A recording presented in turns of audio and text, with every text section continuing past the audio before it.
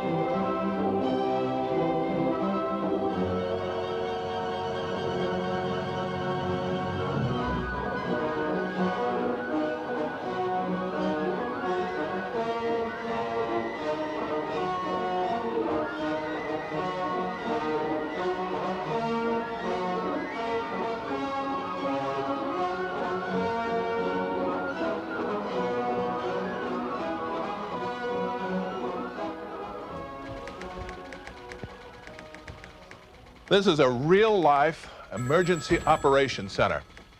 In fact, it's quite similar to the disaster control rooms I've been in productions like Airport and Earthquake. You know, disasters, whether real or recreated, have always been a popular subject among moviegoers. Like sex, it's been one of Hollywood's fundamental obsessions from the beginning.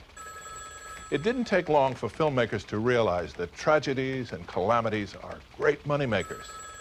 Audiences will come from far and wide to see the latest in catastrophes, Hollywood style. Ladies and gentlemen, you're about to witness some scenes from the next attraction to play this theater. This picture, truly one of the most unusual ever filmed, contains scenes which under no circumstances should be viewed by anyone with a heart condition or anyone who is easily upset. We urgently recommend that if you are such a person or the parent of a young or impressionable child now in attendance, that you and the child leave the auditorium for the next 90 seconds.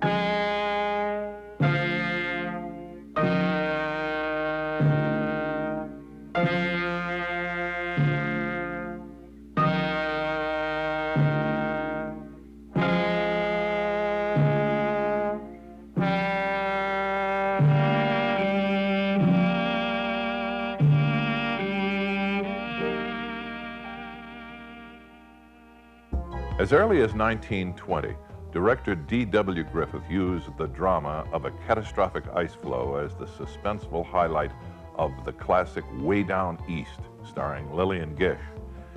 Gish's hurtling to certain death on an ice floe provided great material for a valiant rescue against impossible odds. But director D.W. Griffith's determination to achieve realism almost cost the life of his leading lady, who nearly drowned when she was uncontrollably swept away.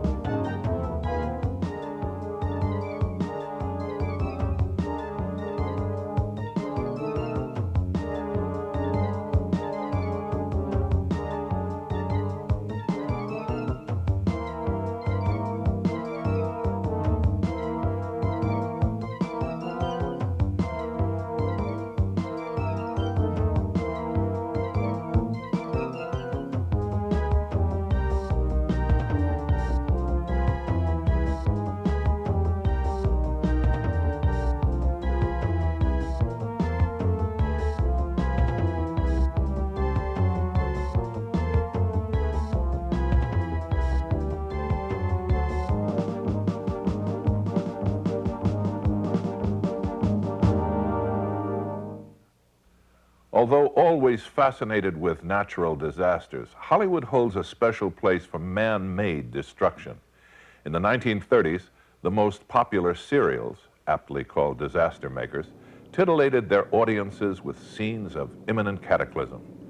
In this scene starring John Wayne, the hero tries to prevent two trains from colliding head-on.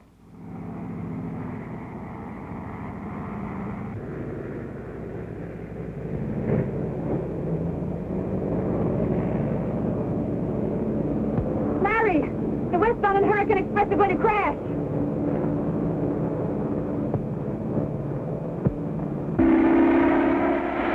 What are you doing? I'm going to try and sidetrack one of those trains. You can't make a landing here. You strike up the plane. I've got to take that chance.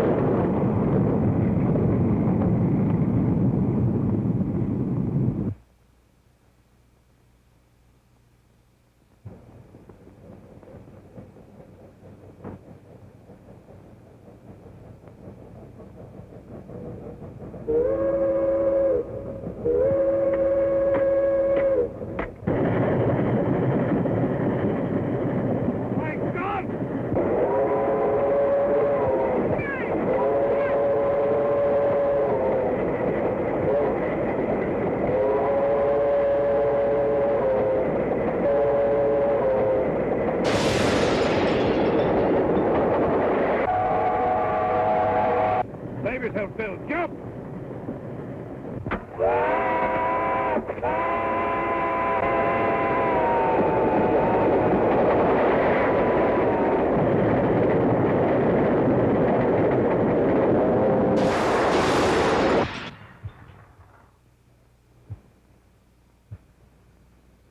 Oh, Dad!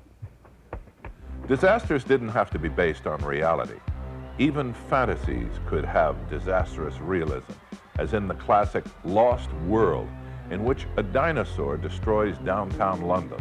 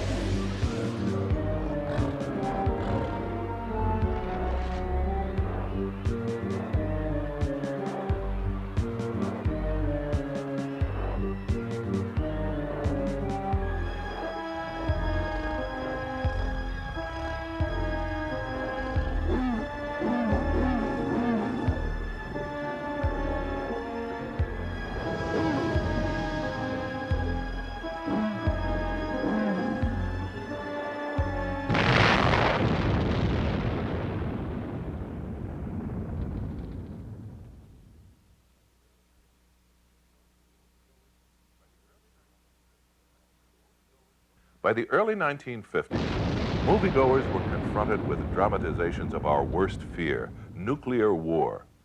In this early TV special, we have a look at the horrors facing America during an atomic attack.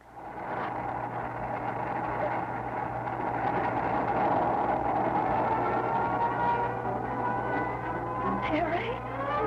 No. No, it can't be. Children. John.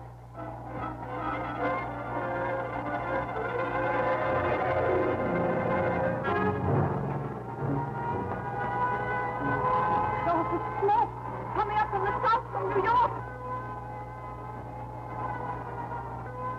It's Jackson! Mrs. Jackson, what's happened? Don't you hear me? Please! Children at school. John down in the office in New York.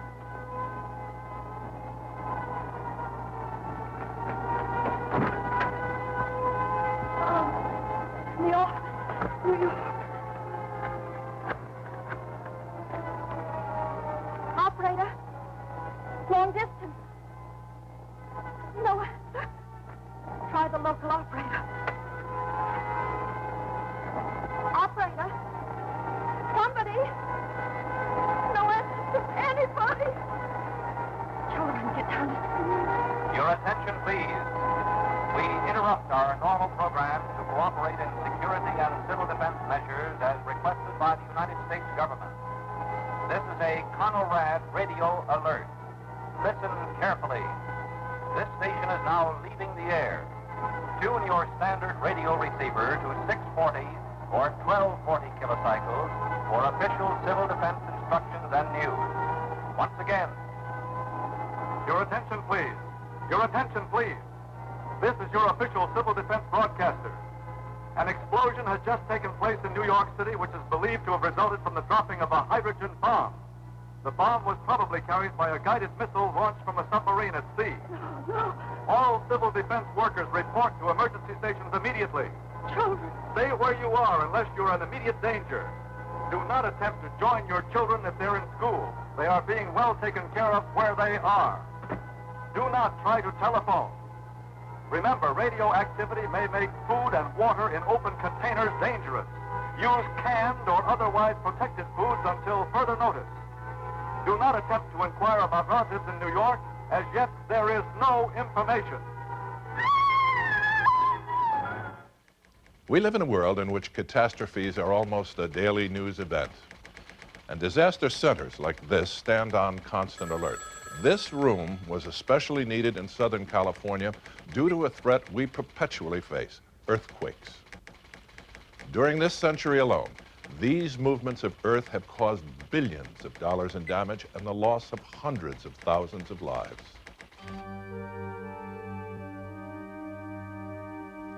San Francisco, the year 1906. At 5:12 a.m. on April 18th, an 8.3 quake rocked the city by the bay, but even a greater catastrophe was to follow.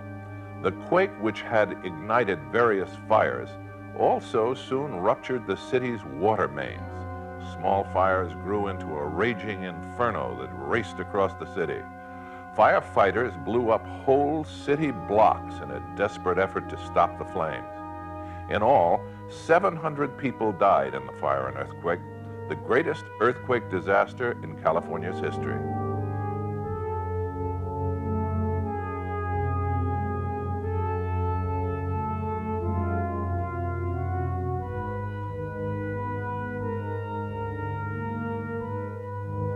The homeless survivors set up tent cities in the Presidio and Golden Gate Park and slowly began to rebuild their lives. While almost everyone remembers the Great Quake of 1906, the 1933 quake in Long Beach seems almost forgotten. Yet it too had disastrous effects. This footage demonstrates how even a moderate quake of 6.3 can wreak havoc in a densely populated area, especially when buildings are poorly constructed on unstable ground. 120 people died that fateful day in Long Beach. This is the emergency food line in Long Beach, California, in Bixby Park. We have already fed in this line here the last 2 days over 25,000 people. This is in addition to over 50,000 people fed in the emergency food line at Lincoln Park, Long Beach. And altogether, we have fed over 25,000 people in this park here. Good Friday, March 27th, 1964. Schools were closed and offices were open only a half a day. Most everyone was at home preparing their evening meal and getting ready for the weekend's festivities. But something was definitely stirring off the southern coast of Alaska. It was at 5:36 p.m. that the earth-shattering convulsion began. The ground surged in great rolling waves. As it did, Anchorage began to fall apart. Whole blocks of houses slid to and fro. Pavements burst open. Fissures, some as wide as 30 feet, opened and closed like a wild animal's menacing mouth, sometimes swallowing people whole.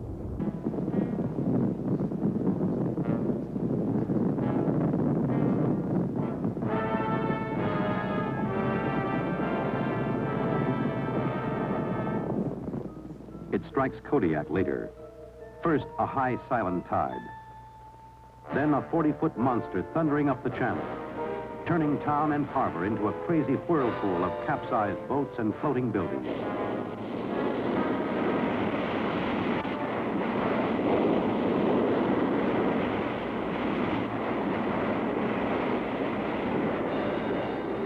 Also important that you do not go into the downtown area. You will not be admitted. The downtown area has been blocked A off. first aid station is being set up at the old First Federal Savings and Loan Building at 5th Avenue and A Street. A doctor is needed there as soon as possible. A coronator is desperately needed at Providence Hospital. Groups, don't sit out in your car. Get under cover now. All structural and architectural engineers for the U.S. District of Army Engineers are to report to room 111, the District of Engineers building at Olmsted. The area is a major disaster area. They have no heat, no fuel, no power. At 8:30, in the combat center, Bob Risley begins contact with Don Lowell in Juneau. How many warning points do you have on right now, Don? Nome, Fairbanks, Bethel, Juneau, Sitka, Ketchikan, and Palmer. Then he begins relaying the first civilian reports of the disaster to California and Washington. Roger. Warning center out. Still, no one's been able to get through to some of the missing towns. W6AOA at Hawthorne, near Los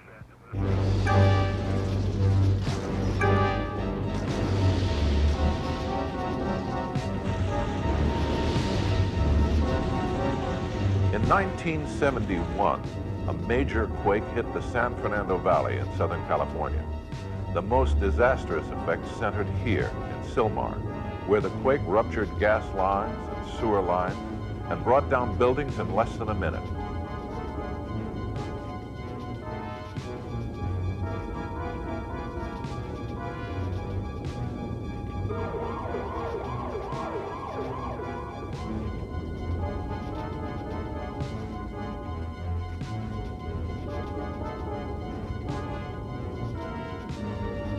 Even as rescuers began to pick through the rubble in search of survivors, the dam holding back the Van Norman Reservoir threatened to break, endangering the lives of 800,000 people in the valley below. In the end, the dam held, but sections of the Golden State and San Diego freeways collapsed. Countless buildings were utterly destroyed and hundreds of victims trapped.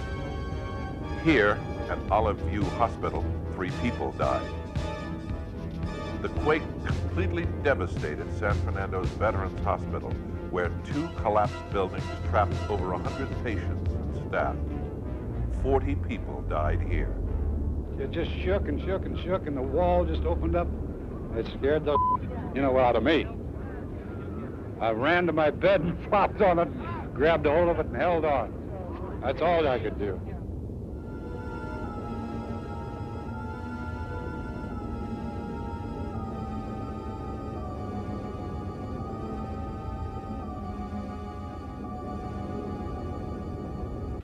In Tihunga Canyon, the Army Corps of Engineers has a construction crew. Within an hour, it's been moved to veterans.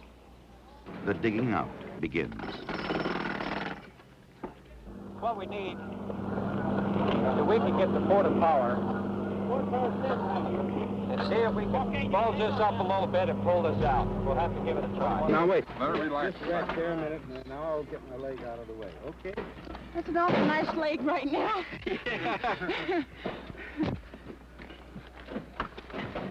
Okay. See that pipe right here? When we get up a little ways, this pipe on your left you can stand on.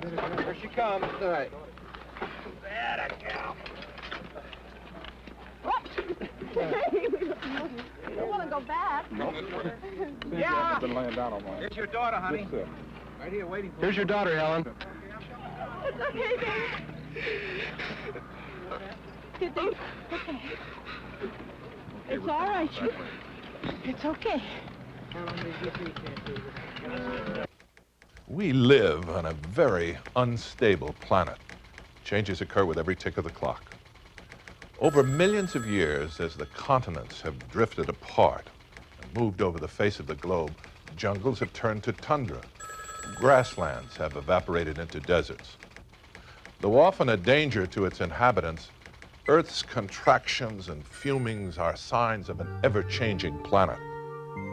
The ancient Greeks and Romans believed that volcanoes were the chimneys of tremendous underground furnaces tended by the god of fire. Still, little attention was paid to Vesuvius, the dormant volcano at whose foot were built the ancient cities of Pompeii, Herculaneum, and Stabiae. Then, on the morning of August 24th in the year 79 AD, a violent quake rocked the countryside and Vesuvius blew its top. When the sun finally rose on this disaster, the western slope of Mount Vesuvius had been blown away. Herculaneum lay under 60 feet of lava, and Pompeii lay under 20 feet of ash. The wonders of Pompeii were forgotten for centuries, until rediscovered and looted in the 1600s. Finally, in the 1860s, archaeologists began the painstaking resurrection of Pompeii. They found everything was remarkably well preserved. 1,800-year-old loaves of bread were found in bakery ovens. The victims' bodies could be reproduced by pouring plaster into the cavities left by the hardened ash when their bodies decomposed. All in all, an eerie look into a disastrous past.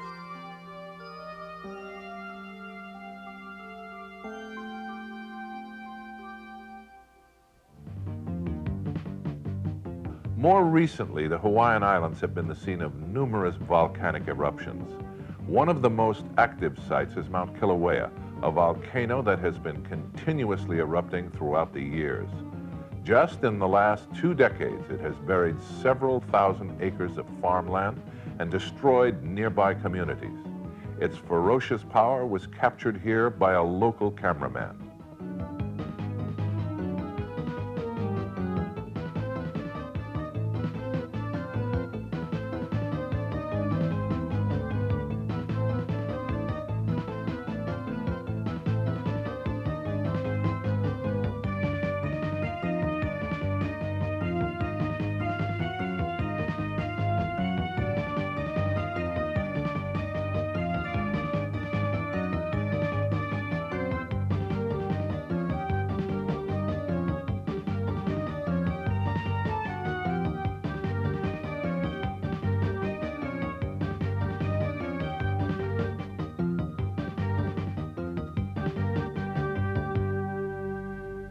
West Coast residents have an imposing danger to worry about. From the Sierras to Seattle, volcanoes long thought to be dormant are showing signs of life. The most famous explosion in recent history took place in southern Washington. Mount St. Helens had been silent for 123 years. Then on May 18, 1980, 7 days after seismologists noted her first earthquake, Mount St. Helens proclaimed her existence with a massive display of force. Within 3 minutes, she left 600 square kilometers totally destroyed.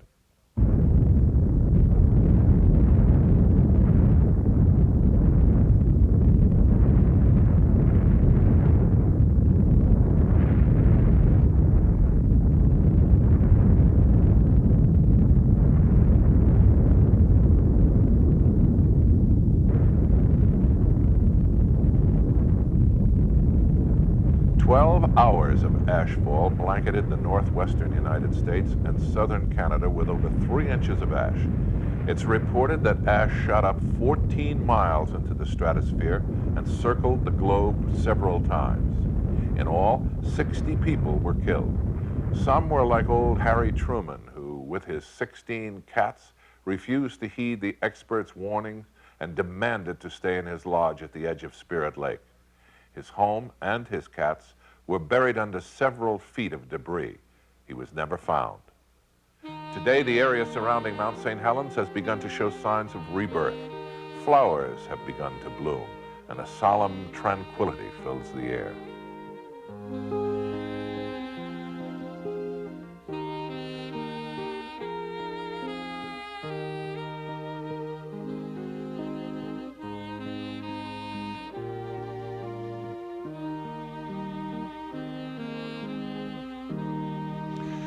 Since the dawn of history, no other natural force has affected our development as much as our weather.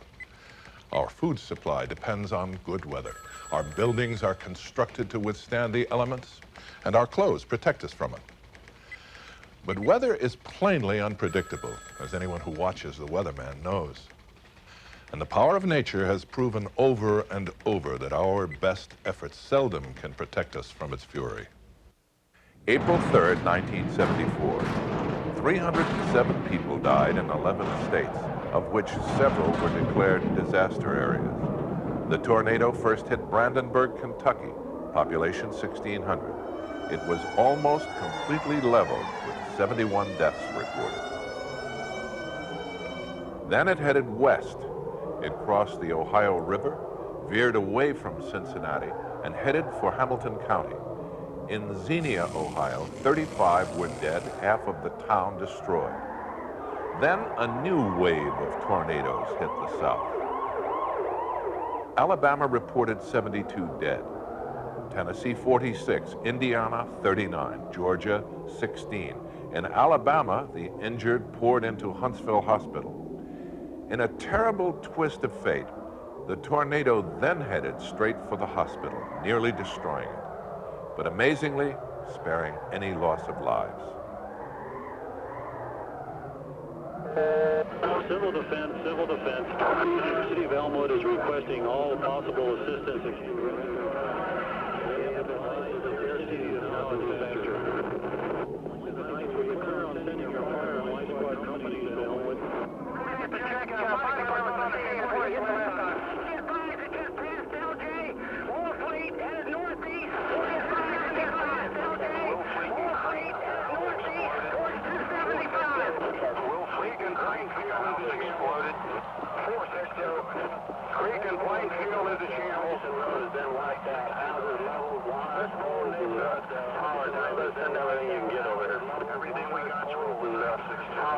What can you do? We've lost everything that we had. It was just a big roar, and I don't know. It was just terrible. It sounded like a big train whistle, and we were right underneath the front of it. I've never seen anything like it, and I don't want to again. What can you do? We've lost everything that we had. What a mess. Well, it'll all work out, I guess. It's just too bad. There's an awful loss here. My, these people, I feel so sorry for them. Tornadoes are not the only creators of havoc. On August 17, 1969, Hurricane Camille devastated the Mississippi Gulf Coast.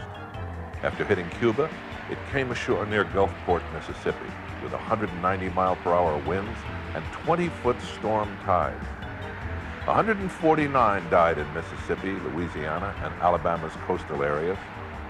Then the storm's rains hit West and Central Virginia, killing 67 people, and with 107 others reported missing. The flood virtually washed out the mountain towns. In 1972, floods killed over 122 and caused $2 billion in damage from Florida to New York. Hurricane Agnes swept north from Cuba and the Gulf of Mexico, causing 112,000 people to be displaced from their homes. The storm passed over Florida, where it downgraded to a tropical storm. It re-intensified over Georgia and the Carolinas, striking hard on Virginia. In Richmond, two-story buildings submerged as the James River crested at 36 feet, breaking a 200-year record. It's bound to be in here somewhere because all these are the houses that came from in this vicinity. They're all right in here, in this neighborhood. But mine was right on the corner, and I don't even see it. Yonder!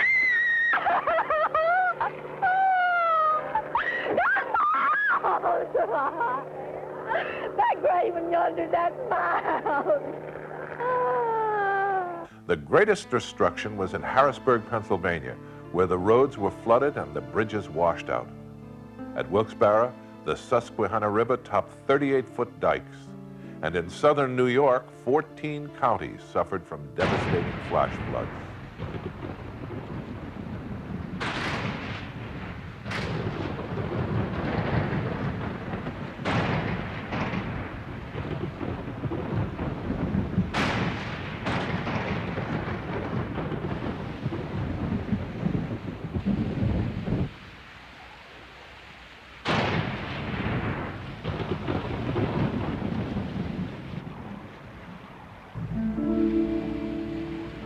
I don't see where they're going to live here for at least 3 to 6 months, at least. The smell has got to dry out. It stinks in there. We don't want to give it up, but you can only do so much. And just how much can a human being's body take, and how much of a mental strain can they take at the same time, worrying about what they're going to do and where do we go from here? You need a little bit of help. We need a lot of help.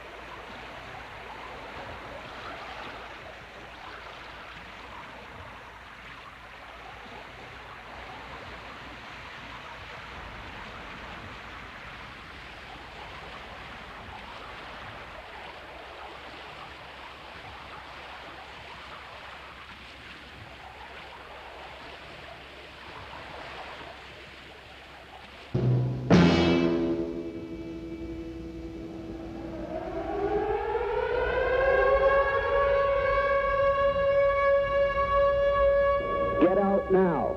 Get out now. There's still time, but this is the warning that the river is starting to come over the dike. Work on the dikes has ceased. The water is expected to break through. Keep your head about you. There are plenty of people around to help you out. You have places to stay. You will have food. You will have bedding. You will have everything. So don't panic. Just get yourself to safety as quickly as possible. Roger Tower's going to free him up. I need him to rudder in church for a pickup of 4 people on a rooftop. On a rooftop.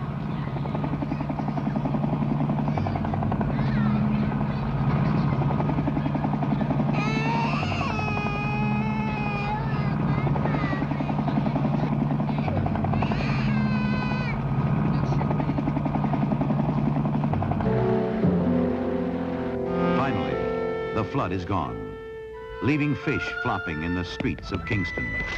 And everywhere, mud. Sour, stinking mud. When I first opened the door, this was the worst moment of all. You see everything topsy-turvy where it had floated up to the ceiling and then down again. And it is a real horror. Everything is gone. Oh, God, what are we going to do? Come on, you're going to get it. Oh, what are we going to do? When man began to clear forests and raise crops and build cities, he opened a virtual Pandora's box. Not only did it leave the door open for the appearance of many pests, but on a much graver scale, it unleashed the arrival of many infectious diseases. The evolution of man is a tale of bittersweet victories. improvement in hunting techniques and agriculture enabled humankind to multiply and spread into the forest. The parasite who had previously made themselves at home among the population of wildlife were forced to look for hosts. The most likely and unlucky candidate was, and continues to be, man.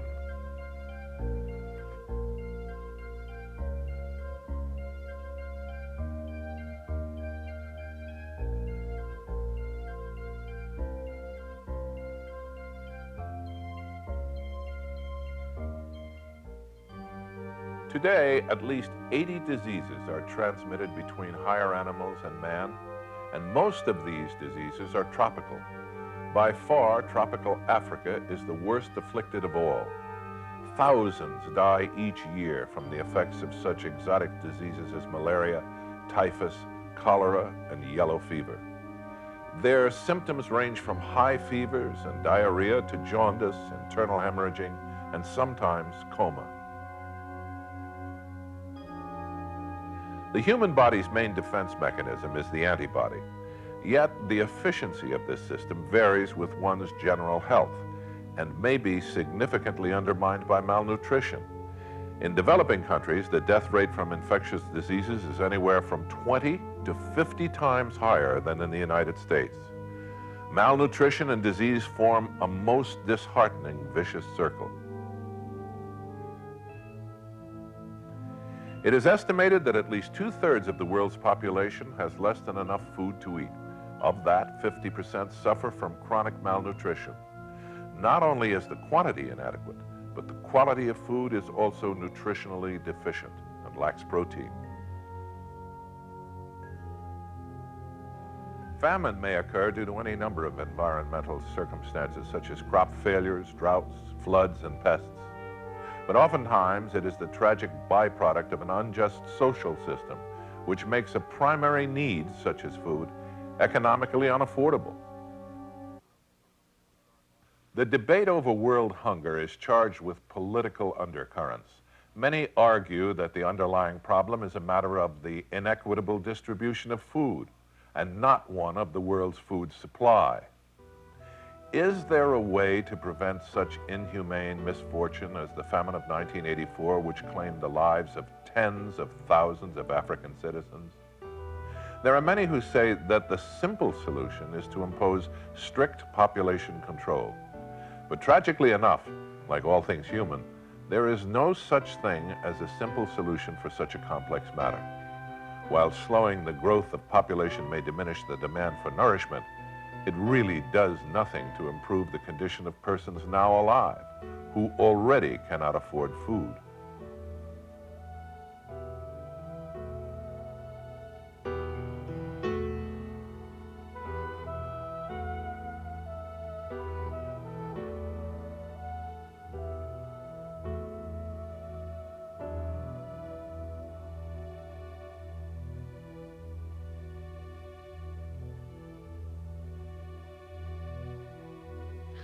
While disease and pestilence have caused their share of problems, there is no other creator of disaster greater than man himself.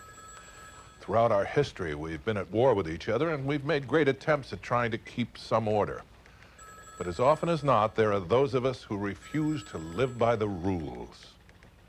And these are the results. The history of crime is truly the history of humankind itself. And in America, we've had our share of marauders and murderers, arsonists, and thieves, just to name a few. You're packing around? No. Search the car. Well, what's he going to search my car for? What is he looking for? We're looking for a guy that's been peddling dope to school kids. We had a hot tip that he was in this car. In this car? Why, there's 1,000 cars on a road like this one. Oh, yeah? Yeah. Well, if you were all right, why were you trying to get away? Well, I thought you guys were a bunch of stick-up men. A new breed of criminal was born in the 30s. They were the throwback to the days of Jesse James, just a little more sophisticated. They sported getaway cars and automatic weapons, and they came from the heartlands of America, just country folk at heart, brought up on the wild legends that movie westerns were made of. But by 1934, crime had really gotten out of hand, so the government declared its war on crime. Among the first to feel the vengeful arm of the law were Clyde Barrows and Bonnie Parker.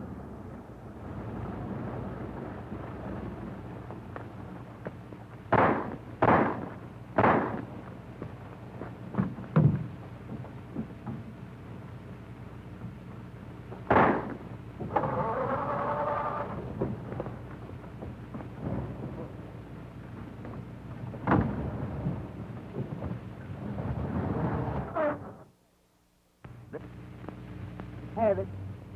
Look down.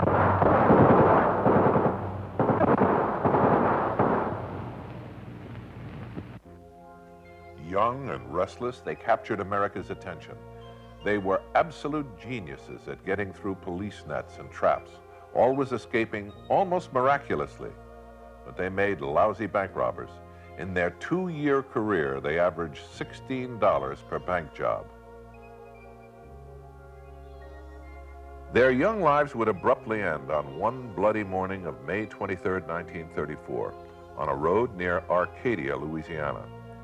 With Clyde at the wheel, the couple sped through the backcountry at 85 miles an hour and drove straight into a police ambush. 167 shots were fired. 50 bullets found their way. Barrows and Bonnie died with weapons in their hands. She was crumpled up in the seat, her head between her knees, and machine gun in her lap. He clutched his sawed-off shotgun, which he held while he drove. In the car, policemen found the couple's enamored arsenal. For many years after, Bonnie and Clyde's bullet-ridden car was showcased at state fairs for 25 cents a look.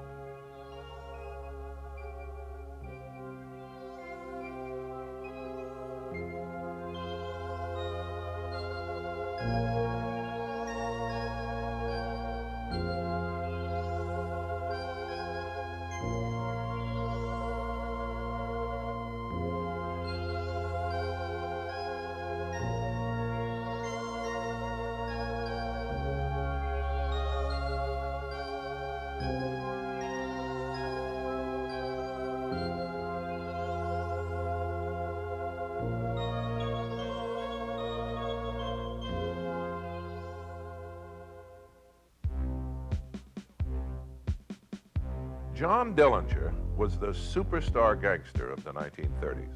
He captured the public's imagination with his style and verve. His criminal career spanned a mere 11 months, but within that time, he and his mob robbed more than 15 banks, plundered 3 police arsenals, engaged in 3 spectacular jailbreaks, and fought their way out of police traps, murdering 10 men and wounding 7 others in the process.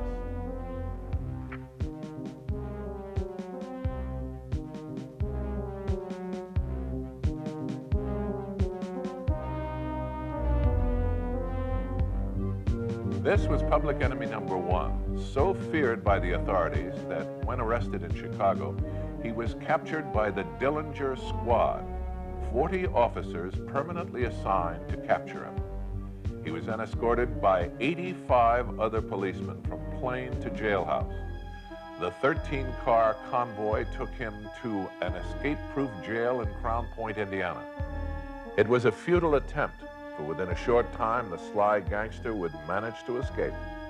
His apparent immortality was bolstered by journalists who propagated the story about a wooden gun escape. The real story involved his lawyer, a bribe, a prominent Indiana judge, and a smuggled gun. Dillinger's life ended just as swiftly as his criminal career began.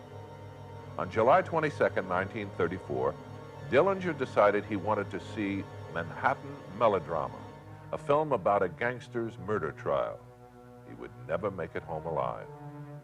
On his way out of the Chicago Biograph Theater, he was met with a barrage of federal agents' bullets. He was killed on the spot. One bullet went through his left side, another ripped through his stooped back, and then came out of his right eye.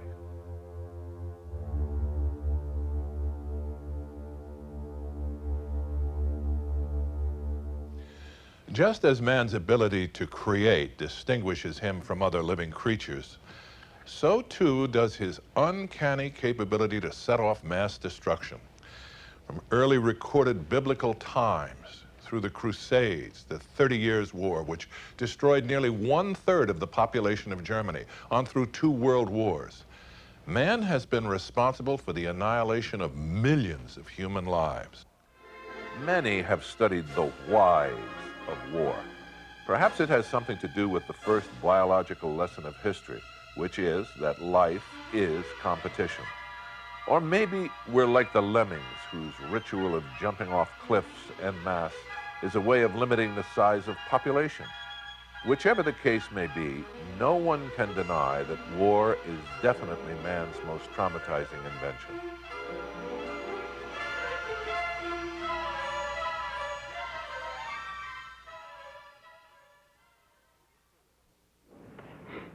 A display of emotion is all right. I'm not doing this deliberately, so Of course please you're believe not. me. I do believe you.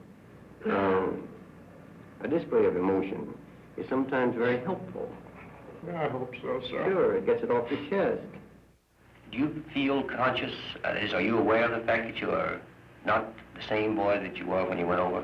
Do you feel changed? Yes. In what way? More jumpy. How about with people? I used to always like to have fun. I used to always be going places. I don't like to do nothing no more.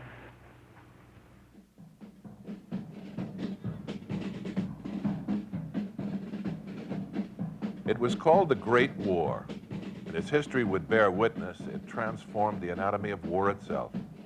The European wars of the 19th century had only been fought by armies, but it was World War I which mobilized all of the human and material resources available. It was the first time all of the great powers of the world were engaged in the same war. And it is estimated that by the end of the war, approximately 93% of the world's population was to some degree involved in the war effort.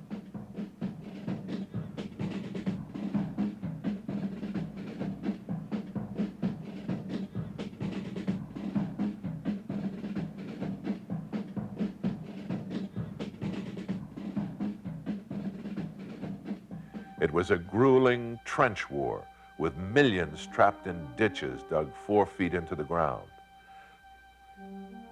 Like prefabricated graves, the trenches entombed the soldiers who had died of gunshot wounds or poison gas.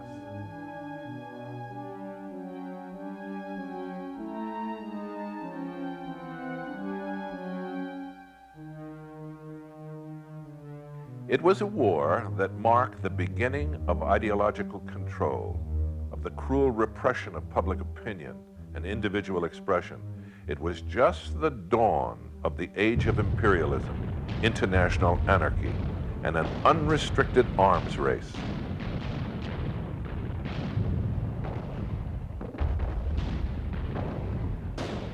With the help of airplanes, tanks, and submarines, World War I executed more than 12 million persons and injured an estimated 20 million. It was labeled one of the bloodiest wars of history, with not a single decisive battle. But little did historians of the time know that just around the corner, there lurked an even bloodier and more brutal scene. It was another war to end all wars. December 7th, 1941, a date which will live in infamy. The United States of America was suddenly and deliberately attacked by naval and air forces of the Empire of Japan. World War II. This was truly the arena of worldwide destruction, with every major power on Earth involved. There was jungle fighting and street fighting, amphibious units, and death that rained from the sky. 50 million personnel and civilians were killed. All of the bombs dropped on all of the cities in World War II added up to approximately 2 million tons.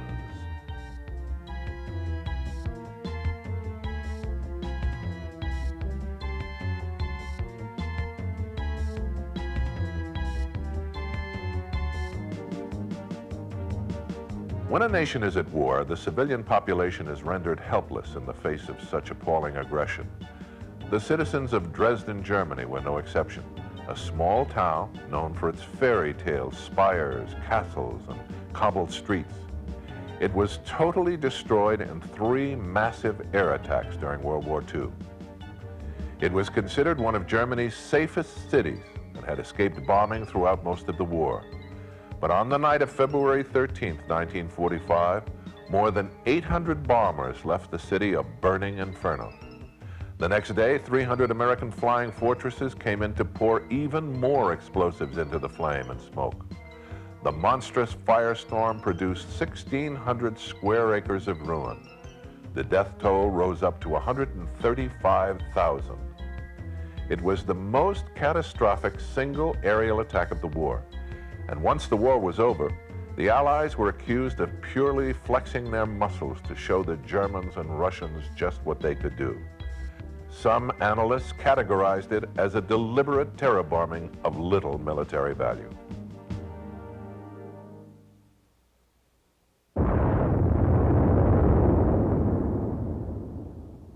But then again, the real terror bombing, known like no other, would fall upon Nagasaki and Hiroshima, Japan, just 6 months later. It was the A-bomb, which ushered in a new dimension of warfare. While it was initially intended for Berlin, its birth came too late, and so it was used on the second most favored candidate, the Japanese. The Hiroshima bomb burned out 4.7 square miles of the city with more than 130,000 dead or missing. 3 days later, Nagasaki was hit with a bomb that made the first one already obsolete. This one obliterated 1/3 of the city, annihilating more than 71,000 persons. While its citizens' scorched bodies painfully withered and died, the Japanese government soon surrendered. After a while, we saw a procession of people coming from the outskirts of the city up the valley. Many of them, most of them, were wounded, especially the parts of the body which were not covered by clothes, like hands, feet, back. All of us who lived to this experience at the spot estimate the numbers of deaths at least as 100,000. What is your opinion as to the story that the ruins of the city emitted deadly rays? Well, I think that it's just a rumor. Because I myself and others of us have worked in the city itself immediately after the explosion for several hours, and we felt no ill effect at all. The ruins revealed beyond doubt the existence of the shadow factories the Japanese had set up in the nearby residential areas of the industrial valley. You have seen the swath of destruction created by atomic power in this tale of two cities. The world's greatest minds in science, statecraft, and military matters are wrestling with the problems created by the atom. On this spot, outlined in stone, is a figure representing the average man, regardless of his race or creed. These atomic footprints on the sands of time can never be erased. They point a path which leads to unparalleled progress or unparalleled destruction. Just as in the darkness of the desert morning when the atomic age was born, atomic power puts the question squarely to mankind.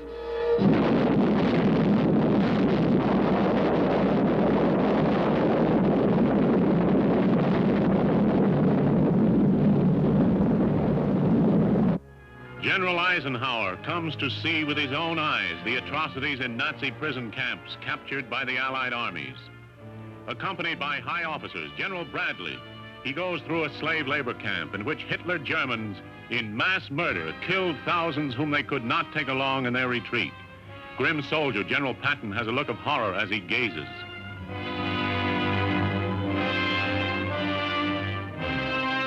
These scenes inspire Eisenhower to summon members of Congress and high-ranking newsmen to fly to Europe for an inspection of Nazi atrocity camps, to see for themselves. He orders German civilians to be compelled to come and look at the ghastly evidence, among them a Nazi officer who was a commander of the camp, so that Germans may know the hideous brutality of the Nazi regime which they have supported in war. An American soldier reads to them an official account of the mass murders, and to make them realize the barbarities that they abetted, they are forced to go into a murder shed. Reluctant, the Nazi officer, a camp commander, knows well enough what he'll see. Go in with you, see the revolting sight of what your Nazis did.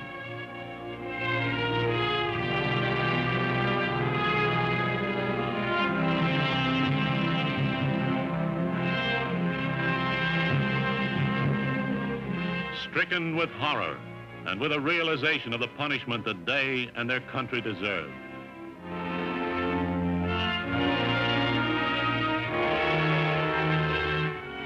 "35,000 prisoners were murdered and buried here. Many are exhumed to prove cause of death. This haunt of Hitler crime was operated in the guise of an insane asylum.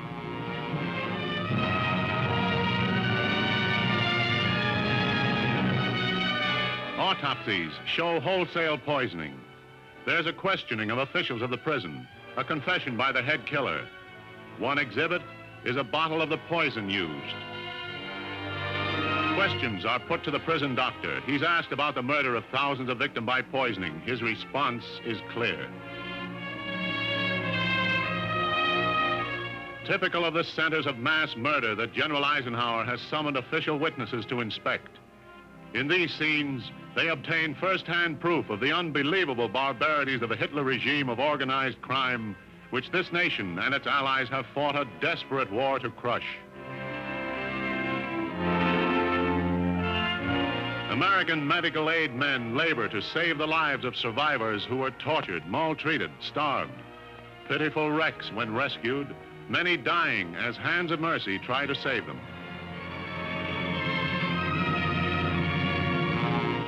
This is evidence that world justice will not neglect in the punishment of Nazi war criminals. It's a procession of the living dead.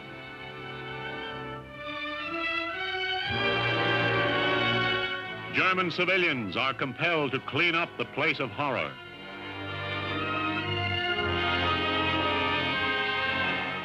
Religious rites for the dead as they are removed by the people of the neighboring town. A kind of forced labor that the Nazis never planned.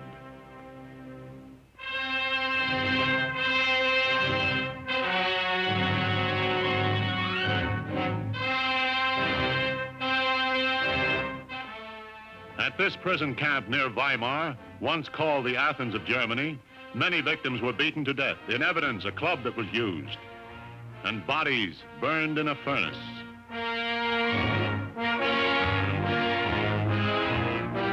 The anger of liberated slave laborers against Nazis. American prisoners of war, rescued after a bitter ordeal of ill treatment and neglect. Wounded in battle, they report inhuman hospital conditions. Their injuries, which are treated now, were given no medical attention, and they were starved, given scarcely enough food to keep them alive. We treat prisoners of war in accordance with the Geneva Convention. In contrast, look at these Americans. He was captured during the German offensive in December, was a prisoner for only a few months. Months of starvation that left him emaciated like that. These motion pictures are an expose of international criminality, the likes of which the nations dedicated to world peace must not allow to occur again. And as if these lessons of history were not enough, the United States would find itself mixed up in another grueling war just 5 years later. Dateline 1950, place Korea. This time it was the forces of capitalism versus communism, with the U.S. backing South Korea along with 58 other countries. China and Russia supported the North Koreans. In 3 years, about 1 million South Korean civilians were killed and several million became homeless. Approximately 580,000 United Nations and South Korean troops were killed, wounded, or reported missing in action. North Korean casualties were never publicized. the U.S. spent $67 billion. The battlegrounds were given names that soon caught the imagination of many. Pork Chop Hill, Bloody Ridge, Heartbreak Ridge. It was war at its goriest. While a truce was signed in 1953, the country remained fragmented, and charges of torture, starvation of prisoners, and other war crimes were assailed by both sides.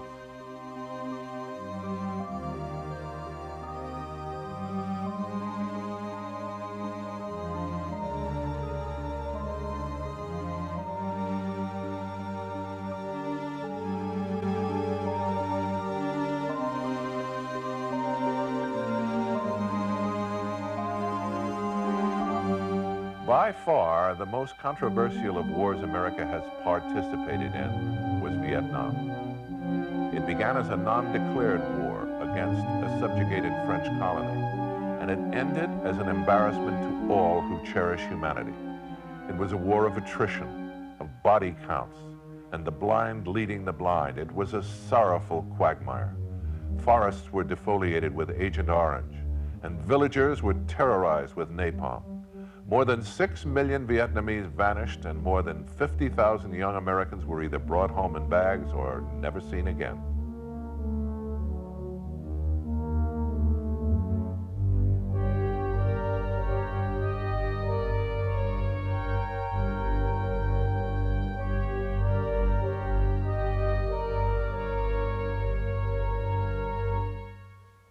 Warfare has traditionally forced mankind to make technological advancements which in peacetime have been used to improve the standard of living.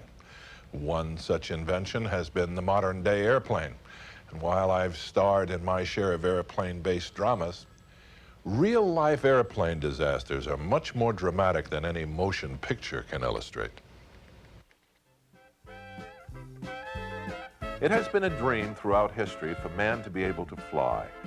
A dream finally realized by the Wright brothers at Kitty Hawk back in the early 1900s. The 360-foot flight would inspire a country to create an unprecedented pace of development in developing the technology of flight. With the advancements came risks of failure. And looking at these early machines, it's not surprising to see why.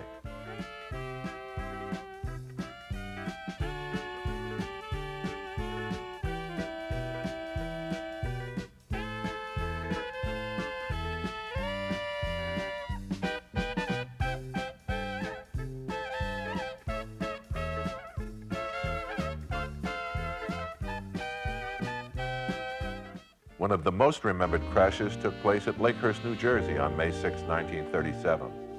The German-built dirigible Hindenburg was considered to be state-of-the-art in transatlantic travel. It had showers on board, a dining room with viewing decks, and 70 staterooms. With a giant swastika on its tail section, the Zeppelin was a powerful propaganda tool for the new Nazi government of Adolf Hitler. The formidable-looking craft was making its final landing at 7:20 p.m. against a stormy sky when the unexpected occurred.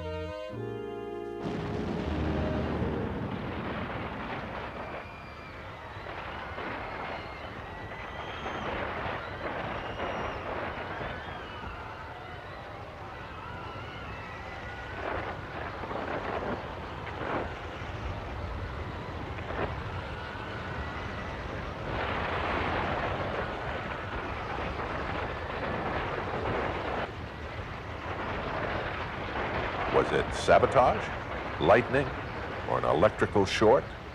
To this day, no one knows what caused the explosion of the highly flammable hydrogen that filled the ill-fated Hindenburg, killing 13 passengers and 22 crew members. What we do know are Captain Ernest Lehman's final words before he succumbed to his burns. It must have been sabotage. Over the last 30 years, we've made tremendous strides in air safety and comfort. Modern-day jets are substantially safer than their predecessors. But with tremendous number of flights and the size of the jets, accidents do occur. And when they do, they become unforgettable events. The most traumatic incident took place on March 27, 1977, in Tenerife, the Canary Islands. A Pan Am 747 and a KLM 747 collided on the runway, causing the greatest airtime disaster in world history. 581 people died on board the two jumbo jets, with scores of others injured.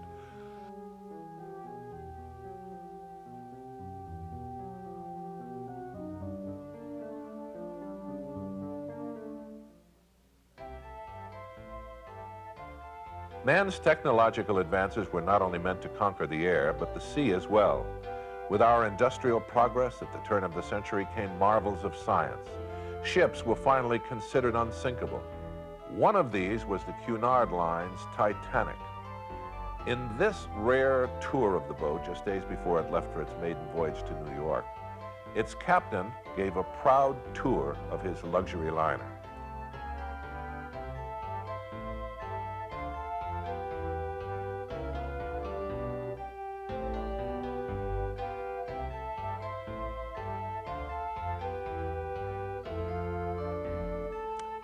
It left on April 12, 1912, and for 3 days it was a voyage without problems. On April 15th, the Titanic hit an iceberg, causing the unsinkable boat's rivets to seemingly pop out and flood the lower quarters. Over 1,500 people died that night.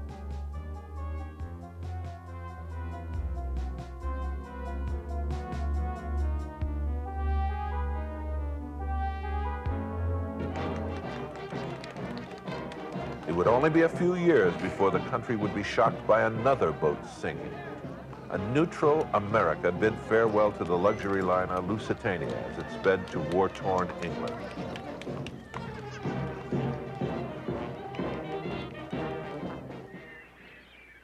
On May 5th, 1915, a German U-boat attacked the boat with torpedoes, sinking it and killing 1,198 passengers. The act angered Americans so much that they changed their neutral minds and declared war on Germany. The most recent ship disaster took place on July 25, 1956, when the Andrea Doria prepared to land in New York. Just off the eastern coast, 200 miles from Manhattan, Andrea Doria collided with the passenger liner Stockholm, the immediate blame being the thick fog that made it difficult to see. An immediate SOS was sent out with ships racing to the fast-sinking vessel.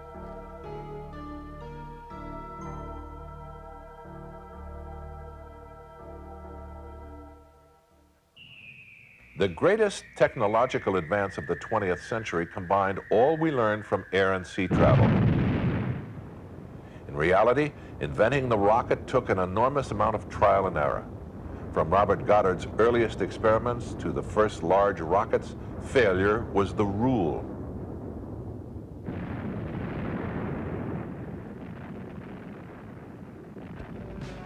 The space program finally took hold with a string of successes leading up to the invention and launching of the space shuttle.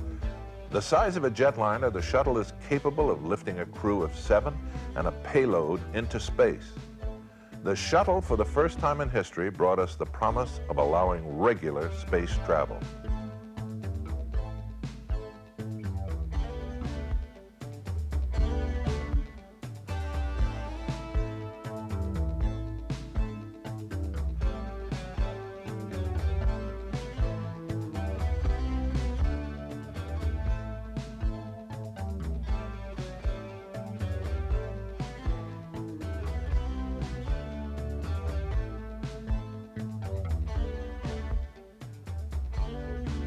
The Shuttle Challenger, like any of the technological machines before it, was an experiment in trial. It was built like its predecessors, but even more refined. But a combination of several features combined to make this mission the final one for a long time. 6 astronauts and teacher astronaut Christy McCullough will always be remembered as pioneers who braved the greatest challenge and helped open up a new frontier. Big smiles today. Confidently getting into the van. They're going to go up to that pad and attempt a second try. Second try at launch today. T-minus 15 seconds. T-minus 10, 9, 8, 7, 6. We have main engine start. 4, 3, 2, 1, and liftoff. Liftoff of the 25th Space Shuttle mission, and it has cleared the tower.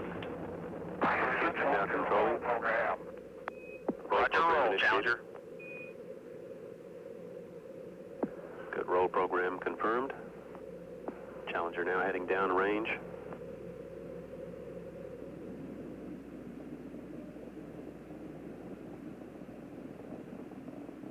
Engines beginning throttling down now at 94%. Normal throttles for most of the flight, 104%. We'll throttle down to 65% shortly.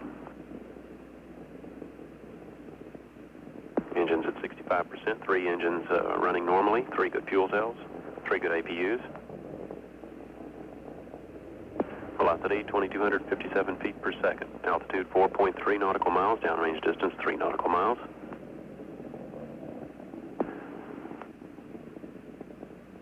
Engines throttling up, 3 engines now at 104%. Challenger, go at throttle up.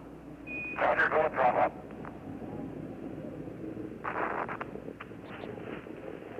One minute, 15 seconds. Velocity 2,900 feet per second. Altitude 9 nautical miles. Downrange distance 7 nautical miles.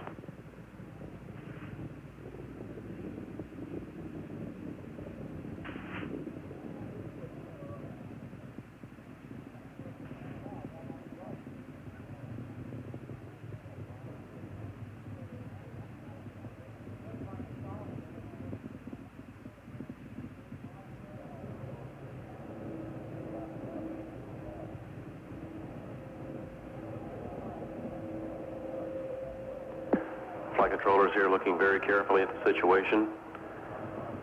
Obviously a major malfunction.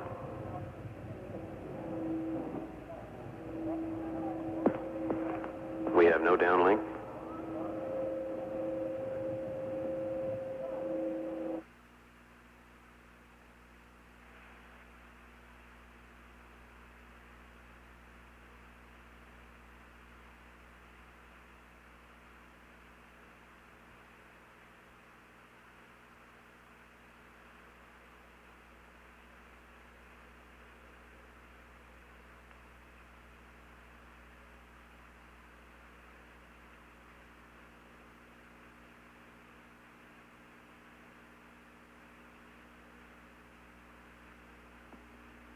We have a report from the flight dynamics officer that the vehicle has exploded.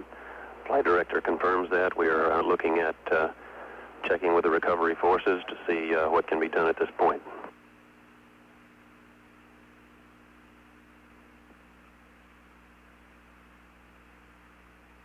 Contingency procedures are in effect.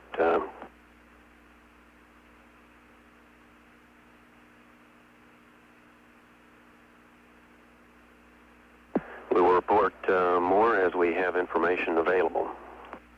Again, to repeat, we have a report relayed through the flight dynamics officer that the vehicle has exploded.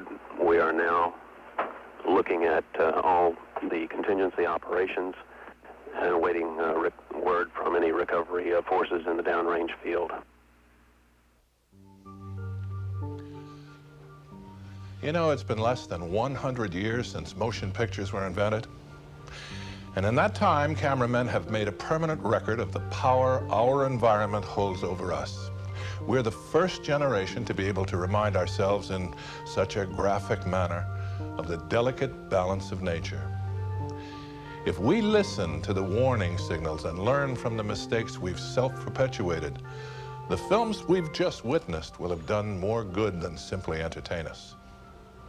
I'm George Kennedy.